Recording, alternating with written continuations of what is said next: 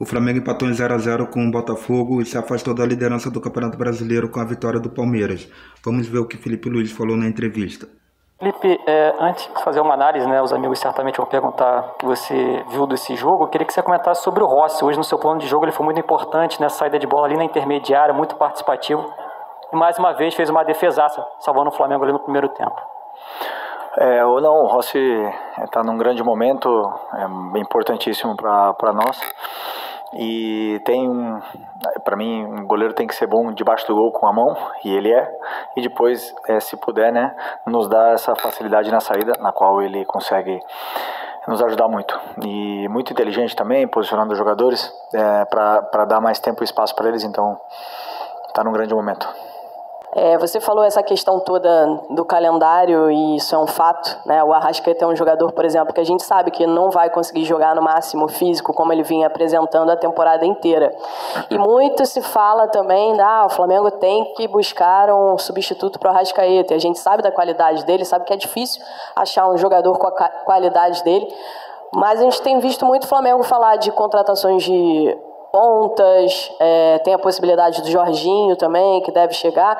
Como é que está para você, Felipe Luiz, essa questão de ter um jogador que possa substituir o Arrascaeta sem ser um cara improvisado, um cara que realmente possa ser? O Flamengo precisa ir no mercado buscar esse jogador?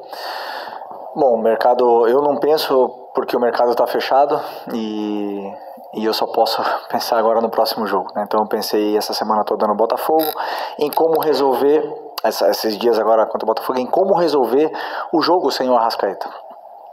Que ele tentou até ao final, não conseguiu, infelizmente, e depois eu tenho que achar soluções para isso. Mas com certeza estamos no mercado olhando qualquer tipo de opção para meia, para volantes, para pontas, para atacantes, para zagueiros, para todas as posições que a gente pode melhorar o elenco, aumentar a qualidade, não o número de jogadores, senão a qualidade do elenco. O Flamengo tem que sempre estar atento ao mercado. Vai abrir agora em junho e com certeza temos nomes para poder reforçar o elenco que é natural, essa reposição, essa troca de peças para sempre levar a qualidade desse elenco que já é muito alta. Fernanda Pisotti, da Rádio Band News FM. A gente está vendo um Flamengo com muita intensidade no primeiro tempo. Começa o jogo acelerado a 220, pressionando, com posse de bola, chegando à área do adversário, mas não consegue transformar toda essa superioridade, principalmente no primeiro tempo, em gols.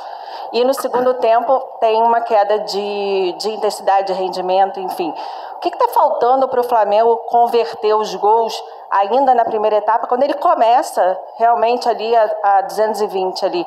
E o próximo confronto é contra o Palmeiras, né? Um confronto direto. Próximo confronto é na Copa. A Copa do Brasil, também pelo brasileiro, é o Palmeiras, né? Muito simples, colocar a bola para dentro. É o que falta. Chega ali na área e tem vezes que estamos mais inspirados, outras não. Os jogadores determinantes são os que fazem a diferença, que chegam ali e tem que resolver. O treinador, eu dou todas as soluções, todas as saídas e as progressões para eles poderem chegar até ali, e depois eles têm que colocar a bola para dentro. E tem times que defendem com muito mais qualidade, que não nos permite chutar com muito tempo ou com muito espaço, e tem times que a gente consegue entrar com maior facilidade, uns por dentro, outros por fora. A gente faz um estudo, tenta escolher uns jogadores ideais para o que o adversário, para a forma que ele tem de defender, o adversário nos oferece, e aí esses jogadores depois eles têm que resolver. Felipe, mais um jogo onde o Flamengo sofreu com desfalques, né? Sobretudo no setor de meio campo, sem Eric Pulgar, sem Alan, Gerson, Arrascaeta. E eu quero te perguntar até que ponto você considera que a ausência desses jogadores influenciou negativamente na criação do Flamengo, né? O Flamengo com mais dificuldade de criar no jogo de hoje do que no jogo contra a LDU, e se essas questões também enfatizam, né, cada vez mais a necessidade de abastecer esse plantel nesse setor de meio campo. Muito parecida com a pergunta da tua companheira. Como eu falei, reforçar o plantel, o elenco, a gente vai tentar com certeza nesse mercado. E quando você perde um jogador, claro que você sente um jogador titular, e a gente perdeu muitos, né? muitos jogadores nesse processo agora, mas eu não vejo dessa forma. Eu vejo os que eu tenho disponível, tento ver com as peças que eu tenho, montar o quebra-cabeça para poder vencer do Botafogo, que também tinha desfalques para esse jogo. Então, esse jogo realmente, fisicamente, foi um jogo muito exigente, porque jogamos quinta-feira, 9h30. O Botafogo tem um time muito qualificado, que foi campeão brasileiro ano passado, foi campeão da Libertadores ano passado, não podemos esquecer da qualidade que tem esse time, está muito bem treinado. E realmente tivemos dificuldade um pouco mais na criação hoje, mas pensar no próximo jogo, pensar em evoluir e melhorar.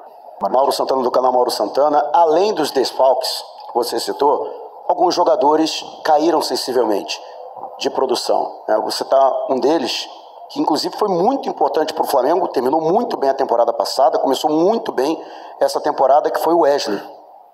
Chegou até a ser noticiado que o jogador voltou da seleção brasileira com bastante desgaste, mas a verdade é que ele não está conseguindo entregar aquilo que a gente sabe que ele pode entregar. Já existe algum diagnóstico a respeito disso, por que dessa queda, e de que maneira tentar recuperar esse jogador que já foi tão importante para o Flamengo?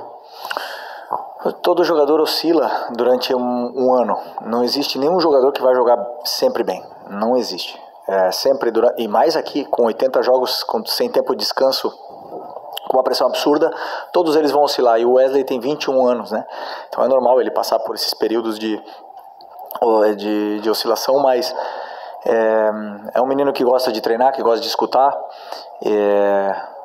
Viveu um ano muito intenso ano passado, esse ano foi convocado para a seleção, então imagina como é que não deve estar um turbilhão na cabeça dele, tudo acontecendo, com o mercado europeu especulando o nome dele, e a gente tenta blindar o máximo possível para que ele possa performar. Hoje eu já gostei muito mais do jogo dele, já achei que ele fez um bom primeiro tempo, e depois, como toda a equipe baixou, o jogador ele baixa junto, né? Se o nosso time está errando tecnicamente, se baixa um pouco a qualidade, todos eles baixam o nível. Então, ficou junto com a equipe, ele acabou baixando, mas hoje eu já gostei mais do Wesley, e com o tempo ele vai retomar as grandes atuações que ele estava tendo.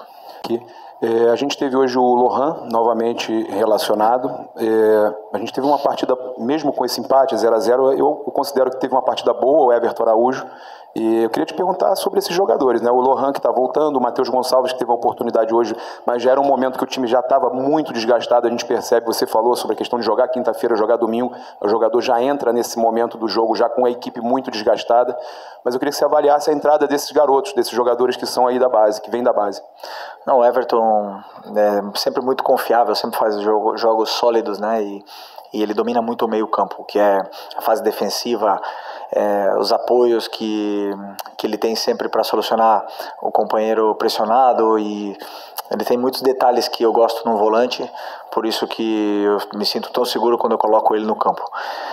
E o Lohan vem evoluindo, está jogando no Sub-20, vem jogando melhor, vem treinando muito bem, pelo que o Nuno, o treinador do Sub-20, me falou.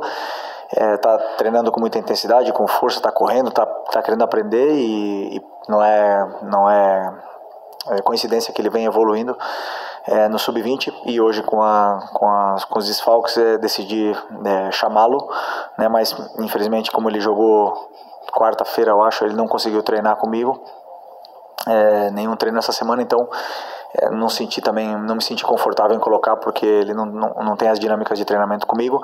E o Matheus é um jogador que tem um talento, vocês sabem disso, tem um talento muito grande, uma qualidade muito grande, e eu imaginava que ele fosse dar essa qualidade que nos faltava, esse toque de qualidade no meio campo que nos faltava.